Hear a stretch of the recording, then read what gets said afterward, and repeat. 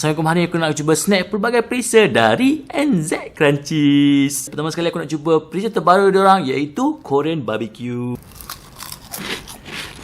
Memang nipis gila, rangup gila dan pertama di pasaran Perisa Korean BBQ ni.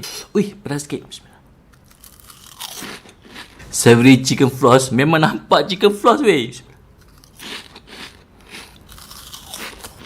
Seterusnya cheese primo, yang ni memang famous. Cheesy habis dan memang susah nak berhenti. Coklat supreme.